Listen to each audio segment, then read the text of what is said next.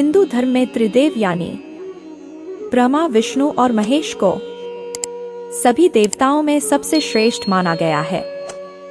धर्म ग्रंथों के अनुसार परमपिता ब्रह्मा को सृष्टि का रचयिता और भगवान विष्णु को सृष्टि का पालन करता और भगवान शिव को इस सृष्टि का विनाशक माना गया है। लेकिन ब्रह्मा, विष्णु और महेश की उत्पत्ति कैसे हुई? आपके मन यह प्रश्न जरूर आया होगा। दोस्तों, जानने से पहले वीडियो को लाइक और फॉलो जरूर कर लेना। शिव पुराण के अनुसार भगवान शिव स्वयंभू हैं, यानी वे प्रकट हुए थे, उनका जन्म नहीं हुआ था। जब सृष्टि अंधकार में डूबी हुई थी, तब निराकार परमात्मा से शिव की उत्पत्ति हुई। उस परमात्मा ने, जिसे सदाशिव कहा गया, अपनी शक्ति से आकार की कल्पना की और शक्ति स्वरूपा अंबिका को प्रकट किया। इन्हीं सदाशिव और अंबिका से ब्रह्मा, विष्णु और महेश की उत्पत्ति हुई।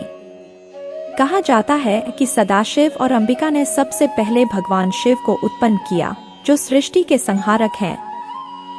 संहार सृजन की जननी है, क्योंकि जब तक कुछ नष्ट नहीं होगा, नया जन्म नहीं होगा।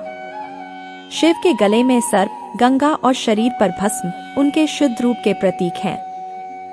फिर सदाशिव ने एक और पुरुष की सृष्टि करने की इच्छा प्रकट की, जिस पर सृष्टि निर्माण का भार रखा जा सके।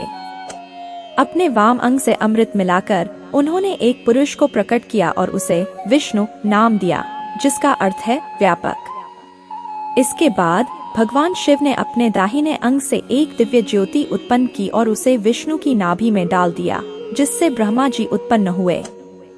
इस प्रकार परब्रह्म सदाशिव और शक्ति स्वरूपा अंबिका त्रिदेवों के माता पिता कहलाए।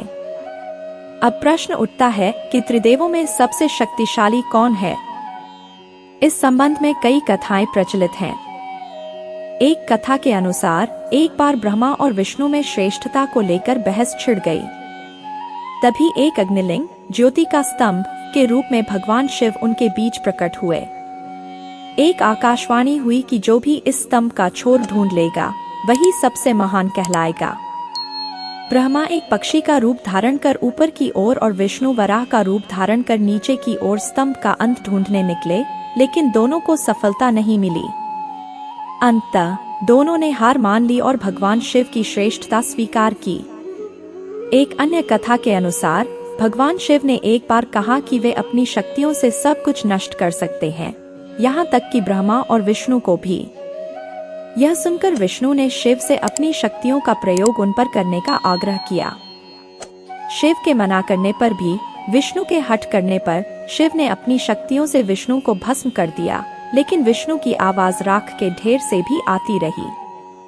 अंत में विष्णु अपने असली रूप में प्रकट हुए, जिससे यह सिद्ध हुआ कि उन्हें शिव भी समाप्त नहीं कर सकते। एक और कथा के अनुसार भगवान शिव ने स्वयं का विनाश कर लिया, जिससे ब्रह्मा और विष्णु भी राख में बदल गए। कुछ समय बाद उस राख से एक आवाज आई, मैं ब्रह्मा हूँ, मैं देख रहा हूँ कि यह राख और रचना मैं हूँ। इस प्रकार ब्रह्मा, विष्णु और शिव की पुनः रचना हुई। इन कथाओं से यह स्पष्ट होता है कि त्रिदेवों की शक्ति और महिमा अपरंपार है और वे एक दूसरे से अभिन्न हैं। अर्थात ब्रह्मा, विष्णु, महेश तीनों एक ही तत्व है। ऐसे ही इंटरेस्टिंग वीडियो पाने के लिए लाइक और फॉलो जरूर करें। जय श्री कृष्ण।